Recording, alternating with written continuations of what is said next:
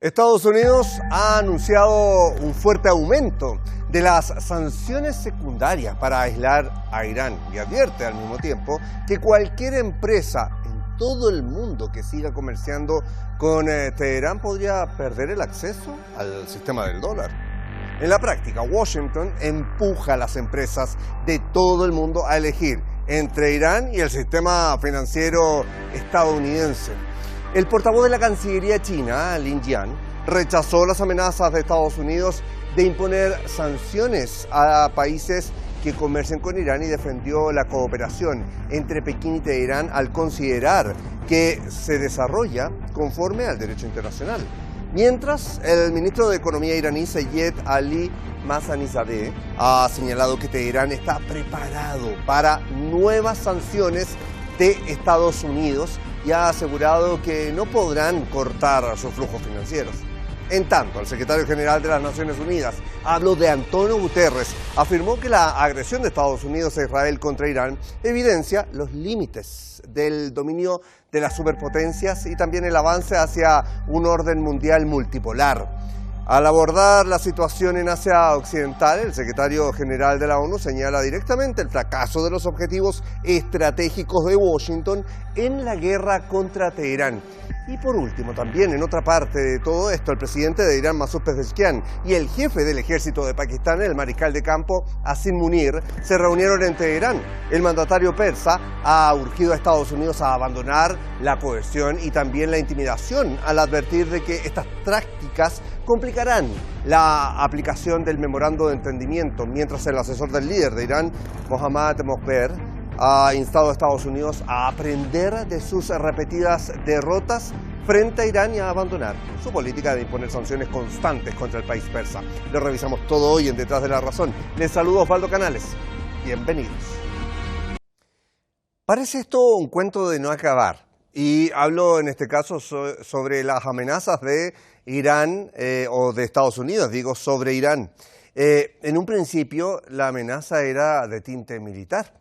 Se señalaba todo tipo de estrategias, en este caso, de esta coalición estadounidense-israelí hacia Teherán desde el propio 28 de febrero. Recordemos todo lo que ha pasado hasta la fecha.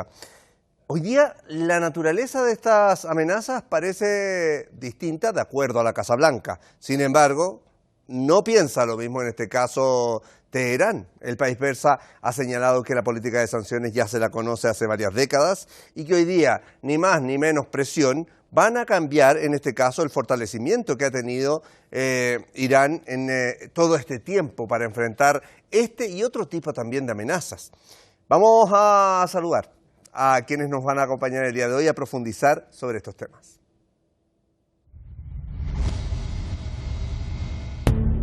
Ahí tenemos en pantalla a Pablo Jofre Leal, analista internacional, máster en Relaciones Internacionales.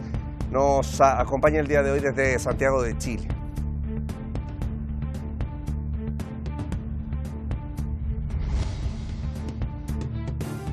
Y junto a él también tendremos al doctor Isaac Vigio, analista internacional con estudios en Historia y Política Económica.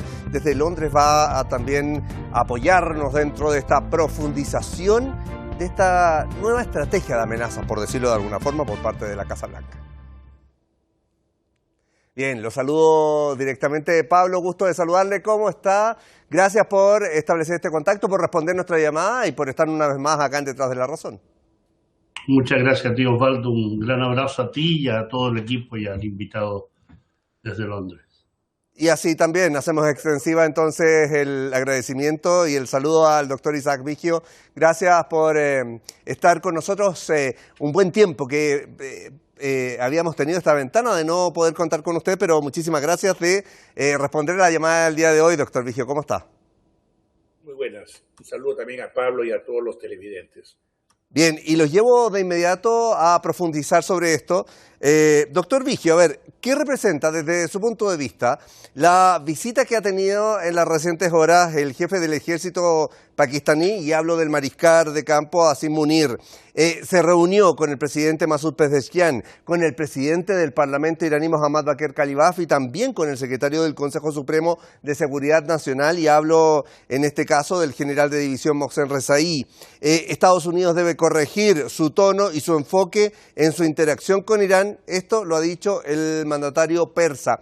Y por eso le pregunto, porque a esta visita de las autoridades, en este caso pakistaní, vienen ahora lo que va a ocurrir con las autoridades omaníes, que también vienen a Teherán en esta jornada puntualmente. Le doy la palabra. Desde su punto de vista, ¿qué significado hay sobre este aumento de cooperaciones entre Pakistán e Irán a estas alturas?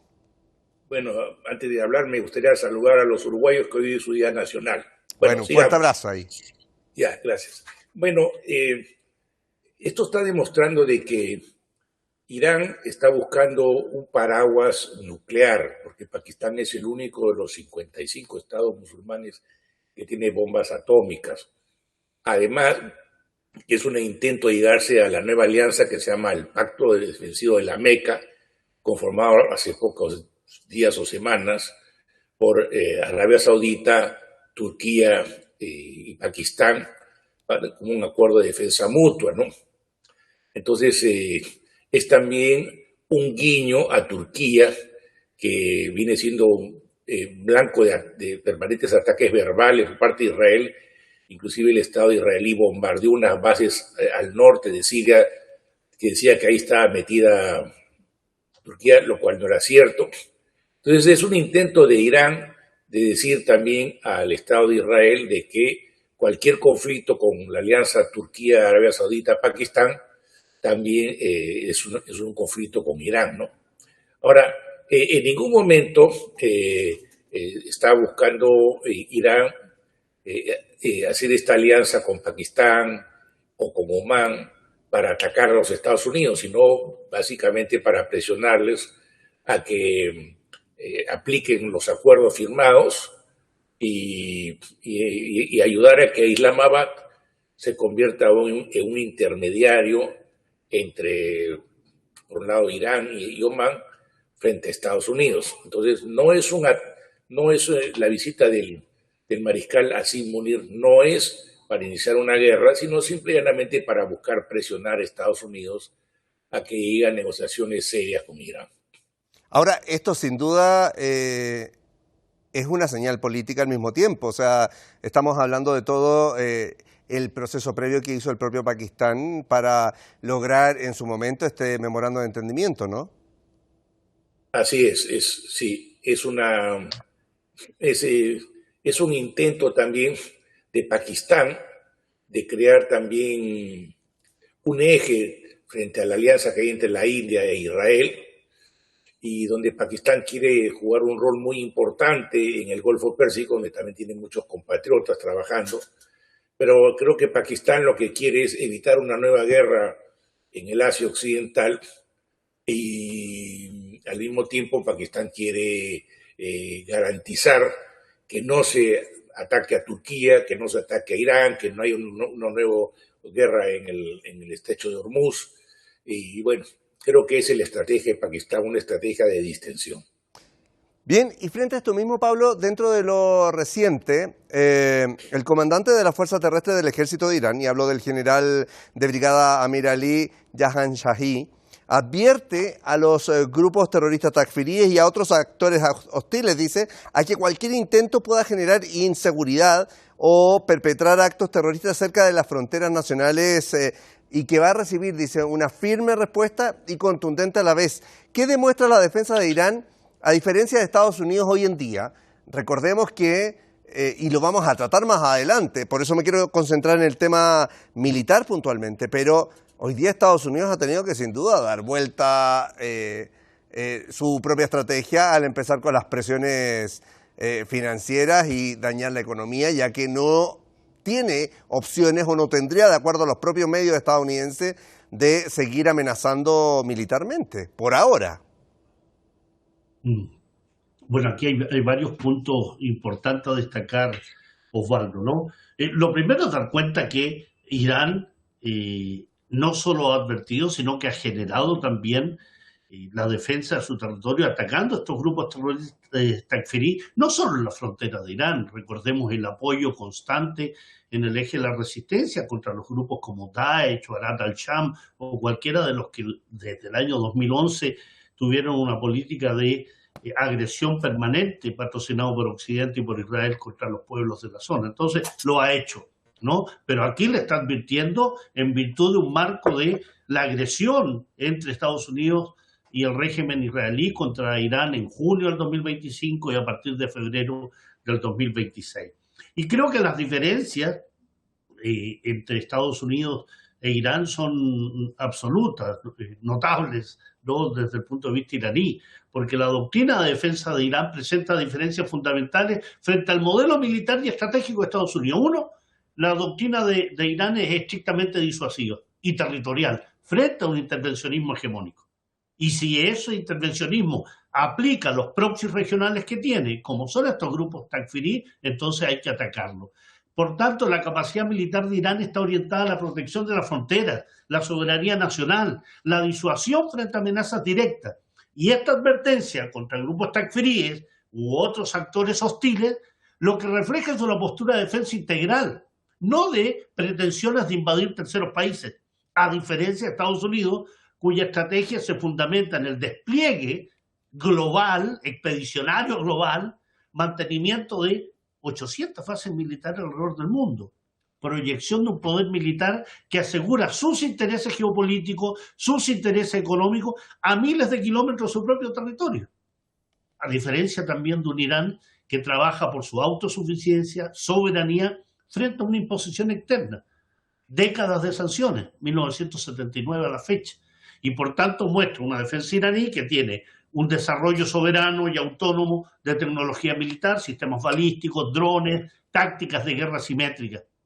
Por tanto, hay también una diferencia. Esa soberanía se distancia de la presencia de Washington, que se percibe y es un factor estructural de desestabilización, que lo que genera es carreras armamentísticas regionales y mundiales y dependencia política militar de aquellos que se supone son sus aliados, ¿no? Compren armas permanentemente, complejo militar industrial estadounidense. Y finalmente, creo que aquí hay un combate frontal al terrorismo que lo lleva Irán frente a la instrumentalización geopolítica que Estados Unidos hace de ese terrorismo. Lo vimos con Daesh, lo vimos con Arad al-Sham, lo hemos visto en la protección de Siria, del Líbano, el apoyo indudable en el frente de la resistencia. En cambio, Washington, finalmente, Osvaldo, ha utilizado el extremismo, el terrorismo, de manera táctica o indirecta para promover cambios regionales favorables a sus intereses, fragmentar naciones. Mira lo que ha pasado con Siria, mira lo que pasó con Libia, por ejemplo, ¿no? Y justificar intervenciones militares prolongadas en Asia Occidental. Ese es su objetivo y es una diferencia fundamental con todo lo que te mencionaba respecto a Irán. Ahora, quiero llevarlos a lo siguiente también. Estados Unidos no se encuentra en una posición económica que le permita seguir restringiendo sus relaciones con otros países. Lo dijo el presidente del Parlamento de Irán, Mohammad Bagher Khalibaf. Quiero que revisemos esta declaración y otras más en la red social X para profundizar sobre ello.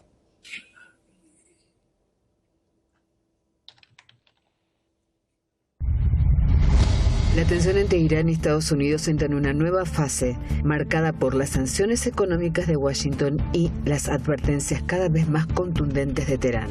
El presidente del Parlamento de Irán, Mohammad Bagher Khalibaf, sostiene que Estados Unidos no se encuentra en una posición económica que le permita seguir restringiendo sus relaciones con otros países.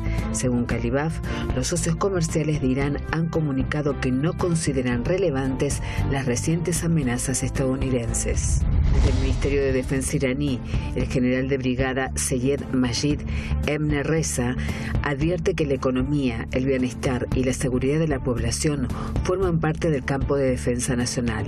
Afirma que cualquier presión que afecte las condiciones de vida de los iraníes será considerada parte de la guerra y asegura que Teherán ampliará su respuesta dentro de lo que contemple como sus intereses nacionales. En esa misma línea, Mohammed Mohber, asesor del líder de la Revolución Islámica de Irán, afirma que décadas de sanciones, guerras y presiones contra Irán no han logrado sus objetivos. Mohber asegura que la República Islámica mantiene su capacidad de disuasión y lanza una advertencia sobre el estrecho de Hormuz, señalando que cualquier respuesta iraní podría ser más contundente que en el pasado. Desde Estados Unidos, el senador demócrata Chris Murphy ofrece una lectura radicalmente distinta a la de la Casa Blanca. Considera que la campaña militar de Donald Trump ha fracasado y cuestiona ahora la estrategia de sanciones. Según el senador, Irán mantiene su capacidad de misiles y drones y el tránsito por el Golfo Pérsico continúa restringido con importantes costes para Estados Unidos. El economista y comentarista Peter Schiff coincide en que Washington está cambiando de estrategia después de no alcanzar sus objetivos mediante la fuerza militar.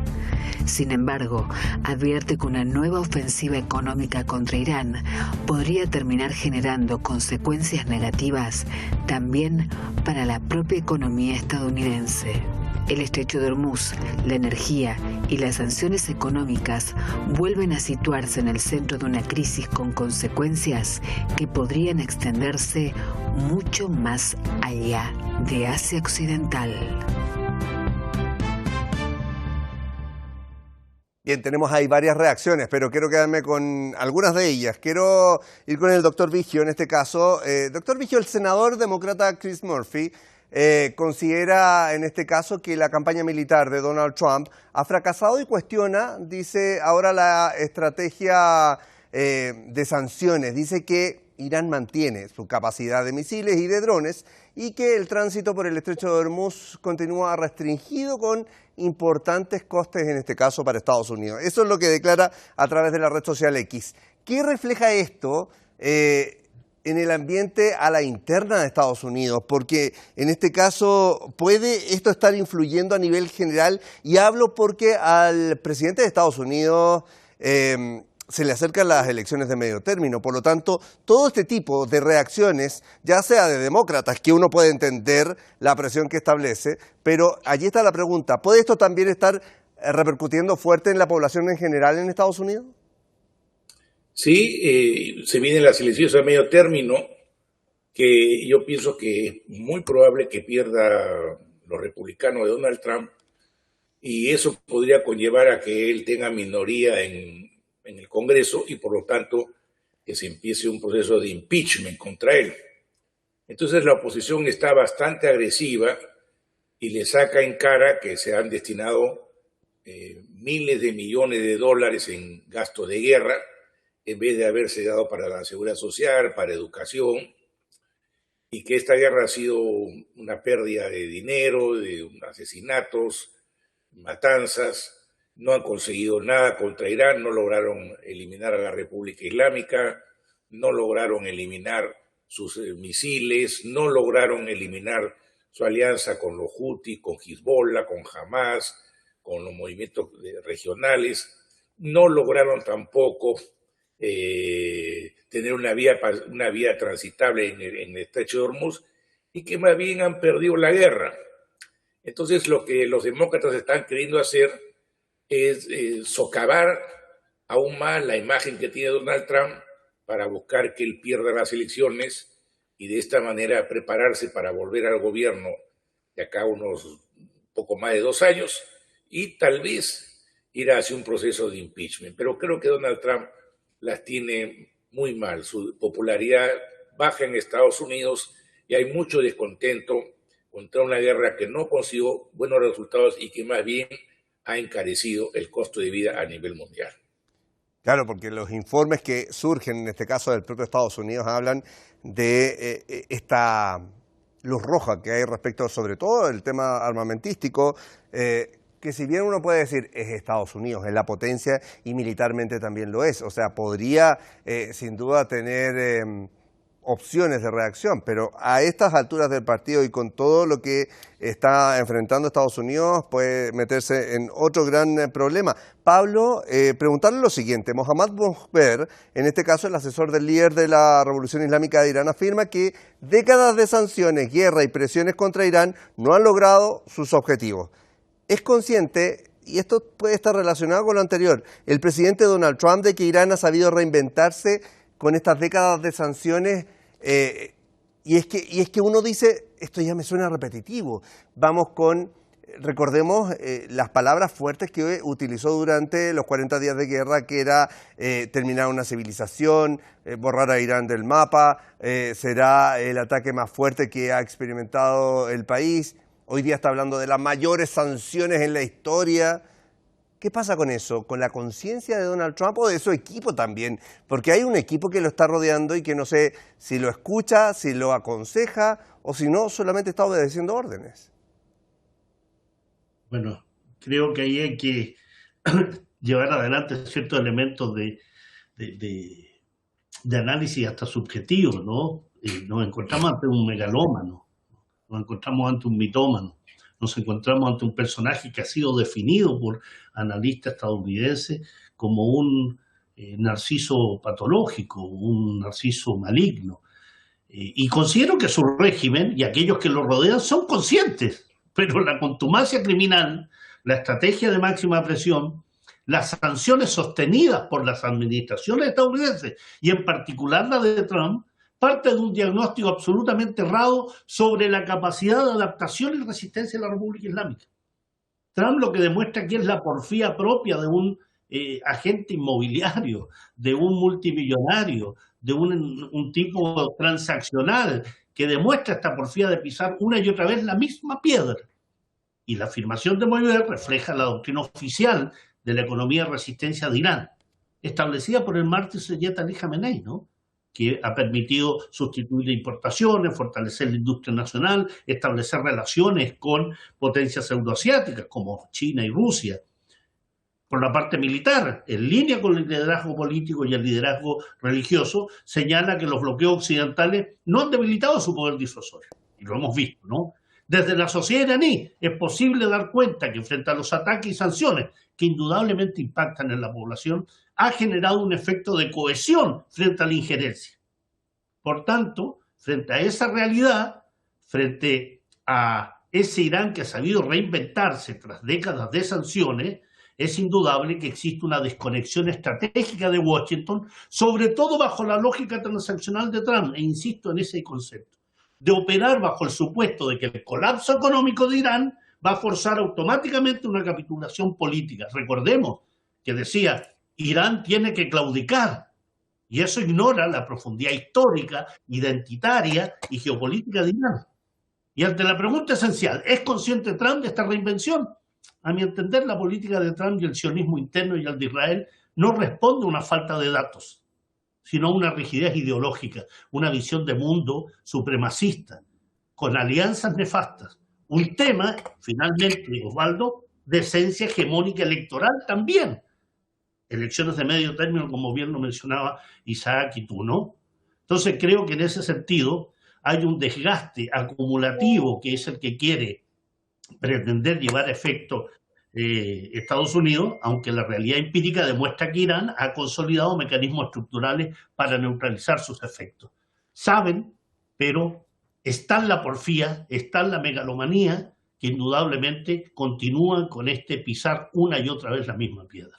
Pablo, bien breve, pero al mismo tiempo también aquí, y aunque nos salgamos un poco del tema, está lo que está ocurriendo con Canadá. O sea, ya todos los actores le están respondiendo a Donald Trump. No hay una especie de sumisión, por lo menos en la práctica, y es allí entonces donde está el asunto que va complicando aún más la posición, en este caso, de Estados Unidos a nivel internacional. Quiero ir con el doctor Vigio. En este caso, voy a citar: nuestro objetivo a nivel mundial es cortar todos los apoyos económicos que sostienen a este régimen, dice, hasta que Teherán pueda quede completamente aislado. Declaración de Scott Bressett, en este caso, del secretario del Tesoro de Estados Unidos. Doctor Vigio, hace unos días, 2 días puntualmente, CNN titulaba: la deuda nacional de Estados Unidos acaba de alcanzar los 40 billones de dólares, la deuda externa, pero allí está la pregunta: ¿qué tan grande es esa cifra, doctor Vigio?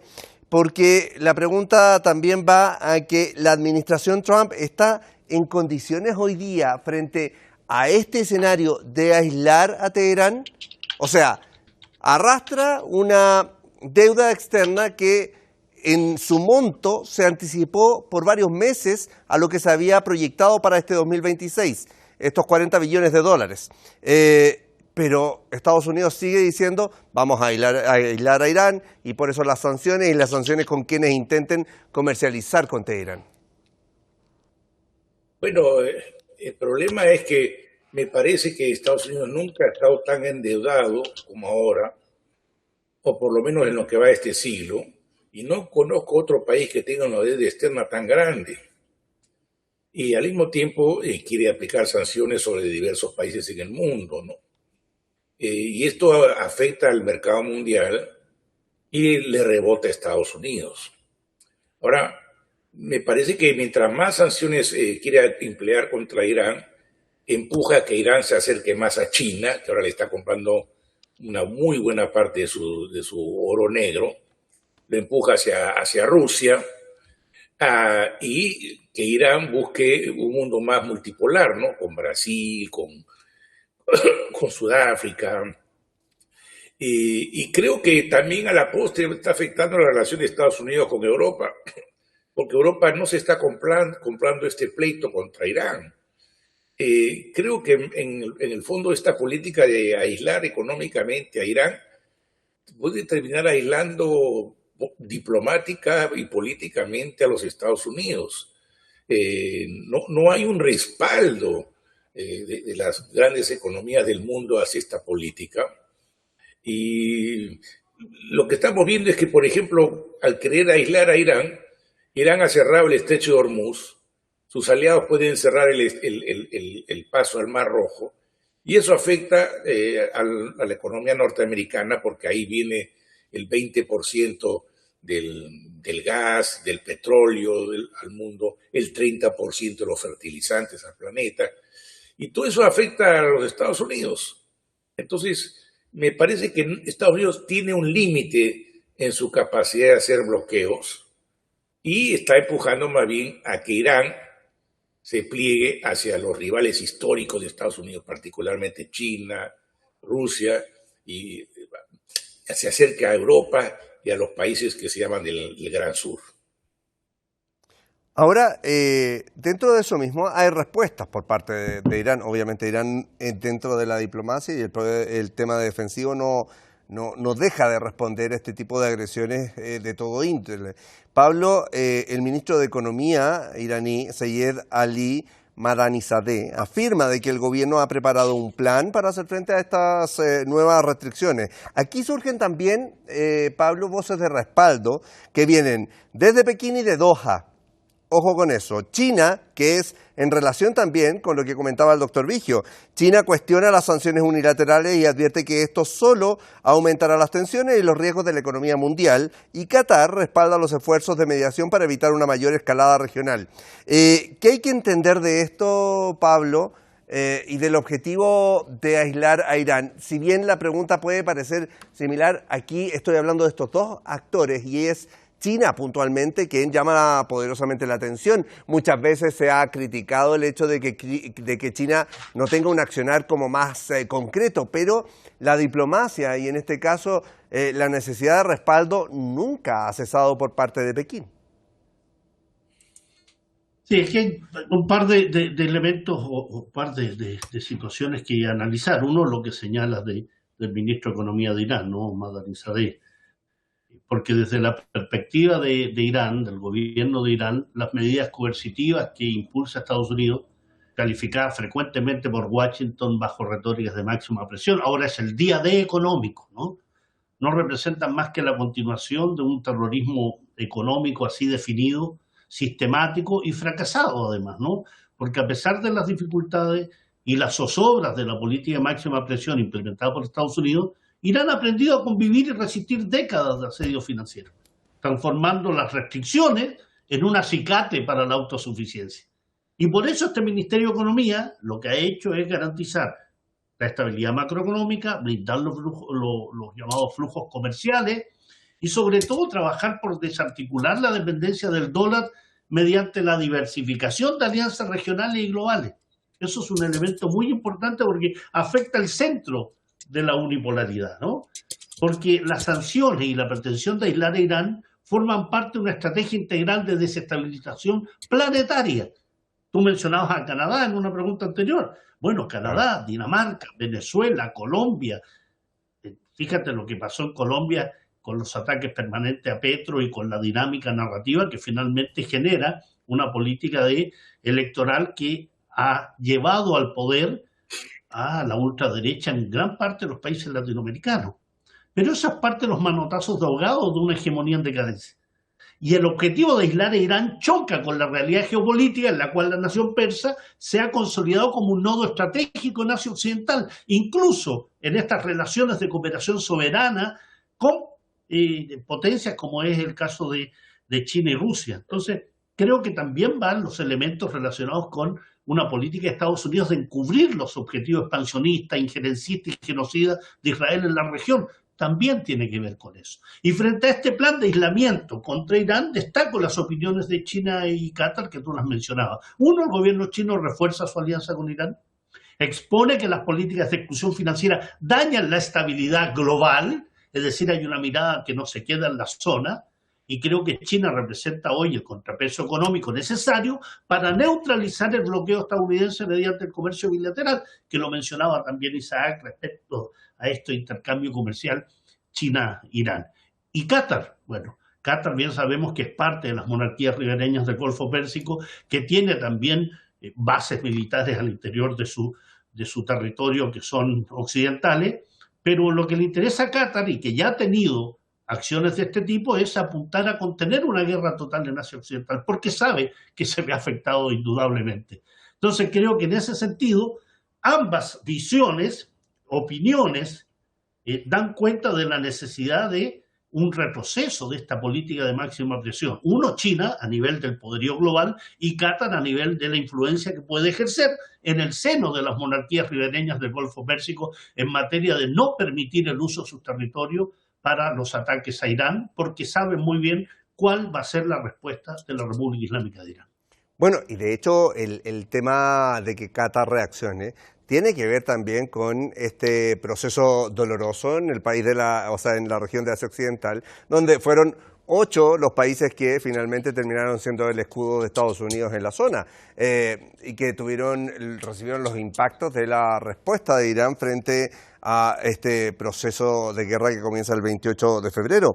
Doctor Vigio, aquí lo voy a llevar también a otro tema que puede ser un poco polémico porque siempre piden un poco más, sienten que en este caso Naciones Unidas tiene que reestructurarse, tiene que haber una acción más acorde a las necesidades actuales. Bueno, suma y sigue. El secretario general de la ONU, estoy hablando de Antonio Guterres, afirmó que la agresión de Estados Unidos a Israel contra Irán evidencia los límites del dominio de las superpotencias y el avance hacia un orden mundial multipolar. ¿Qué más debe hacer en este caso la ONU, doctor Vigio, y el propio Consejo de Seguridad también, que está al debe, pero en varios puntos, no solo en Irán, porque estamos hablando aquí de que se han afectado en los últimos años a los palestinos en Gaza, el Líbano, y todo lo que está ocurriendo con los puntos calientes que hay en la zona? Bueno, hay varias ideas para reformar el Consejo de Seguridad porque son solamente 5 potencias: Estados Unidos, Francia, Reino Unido, China y Rusia. Algunos plantean hay que ampliarla, que entre Brasil, que entre Alemania, que entre Japón, que entre Sudáfrica, que entre la India. Pero acá hay una cuestión. El problema es que siempre Estados Unidos va a ser la potencia dominante, que además es la sede de las Naciones Unidas.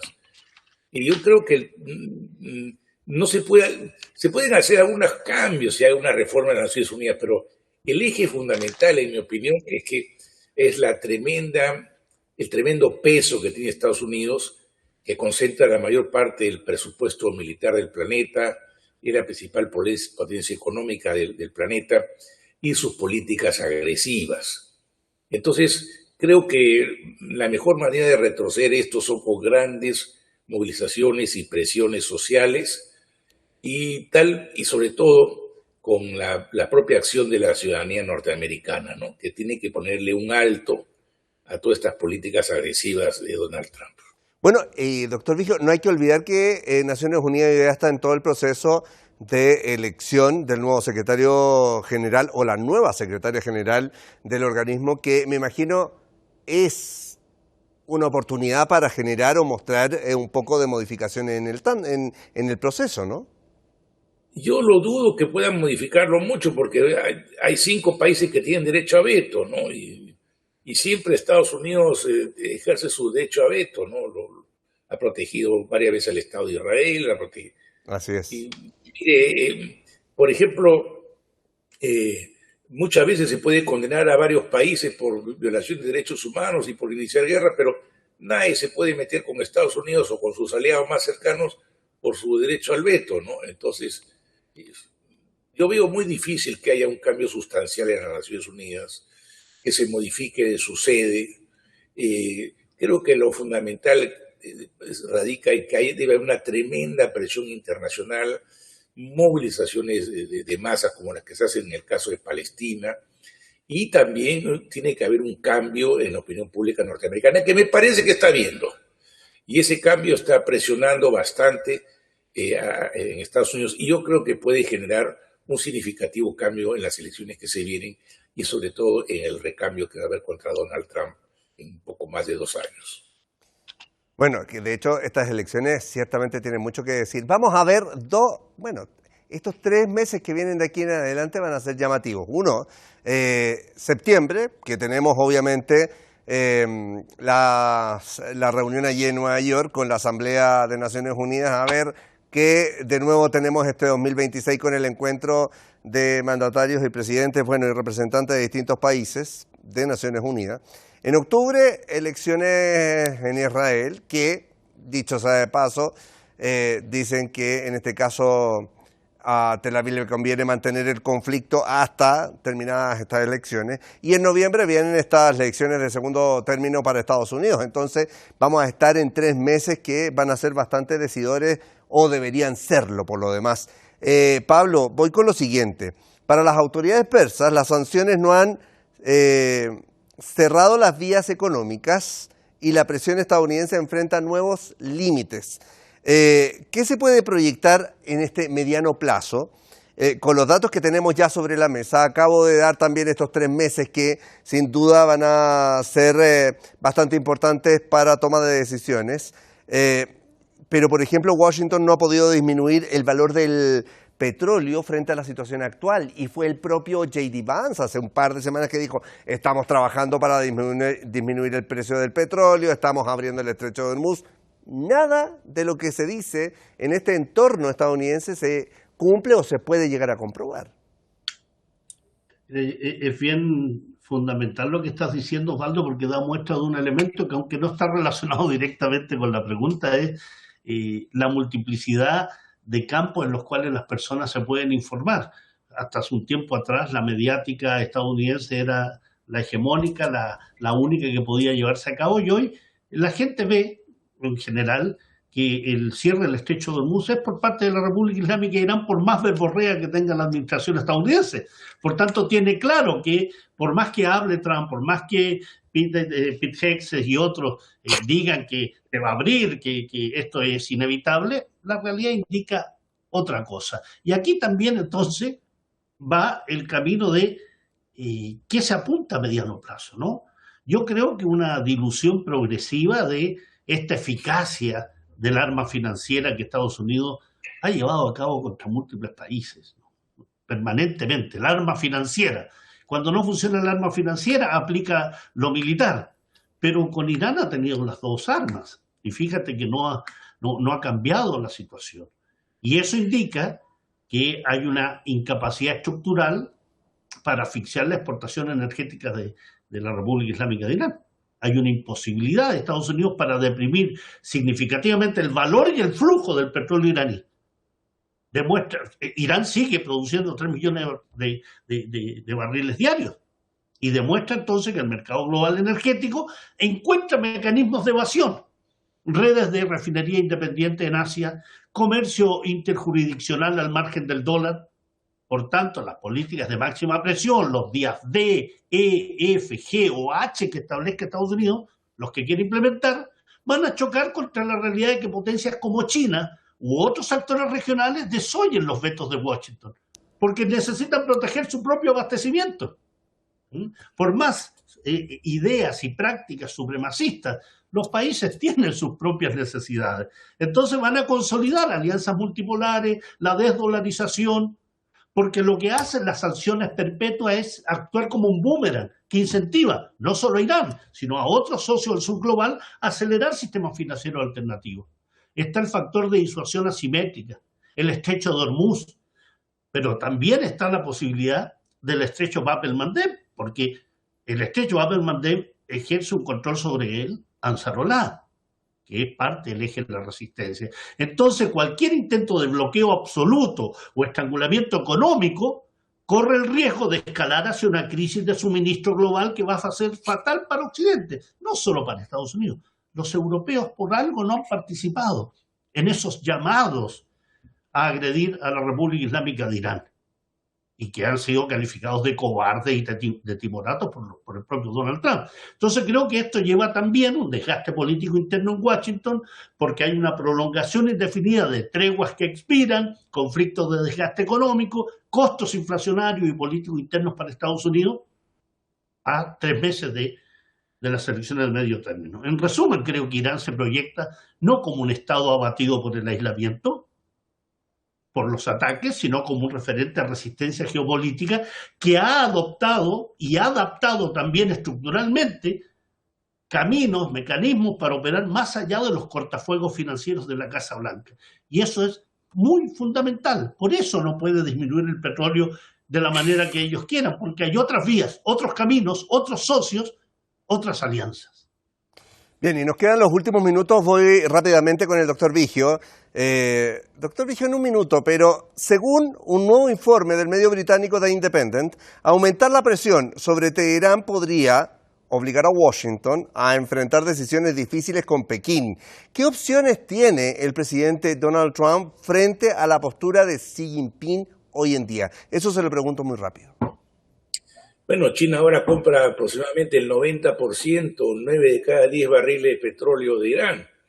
El cerco contra Irán no ha funcionado. Y si quieren ahora hacer medidas económicas contra China, es un golpe brutal contra la economía global, porque China es la punta de muchas empresas, de muchos ramos industriales, y es la locomotora de la economía mundial. No es viable una guerra de sanciones contra China. Además que podrían encender la mecha en el mar de China y la cuestión de Taiwán. Creo que sería ir muy lejos de parte de Donald Trump de ir a un bloqueo y sanciones contra China. Sería un harakiri, un tiro por la culata. Bien, y en el último minuto que me queda, Pablo, ¿qué reflejan hoy día las decisiones del presidente Donald Trump? ¿Están sus acciones expuestas a lo que se llama el efecto espejo? Y te estoy hablando respecto de las sanciones con Irán, el proceso con Canadá, bueno, suma y sigue. Ya habíamos hablado sobre este tipo de cosas. ¿Está el efecto espejo presente aquí que podría llegar a perjudicar notoriamente más a Estados Unidos? Muy rápido eso. Yo creo que está el efecto espejo de la incoherencia, ¿no?, de un país enredado en sus propias contradicciones como Estados Unidos. El reflejo que está devolviendo Irán es el de un imperio estadounidense atrapado en un monólogo donde cree que gritar más alto equivale a doblegar las voluntades ajenas.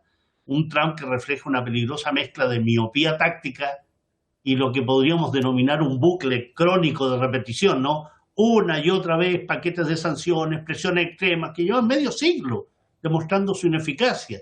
Por tanto, la política de la Casa Blanca se comporta también como un eco lejano que choca contra un muro de piedra, produce mucho ruido mediático, desgaste financiero global, pero deja intacta la estructura de poder que pretendía derribar.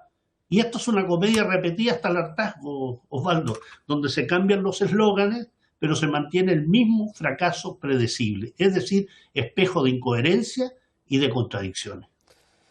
Bien, y nos vamos a quedar con eso el día de hoy. Así que, como siempre, me queda este espacio para agradecer, doctor Isaac Vigio. Muchísimas gracias por estar con nosotros el día de hoy en Detrás de la Razón. Hasta la próxima. Pablo Jofré Leal, analista internacional también desde Santiago de Chile. Muchísimas gracias por compartir parte de este análisis y profundización en Detrás de la Razón. Hasta la próxima. Gracias, Osvaldo. Un gran abrazo a ti y al equipo. Ya, saludos. Saludos, doctor Vigio. Nos quedamos con eso, salvo que me falta algo. Y es agradecerles a ustedes por los comentarios en redes sociales, por estar siempre pendientes también de los análisis que se llevan a cabo y dejar los invitados a que nos encontremos mañana acá, en Detrás de la Razón,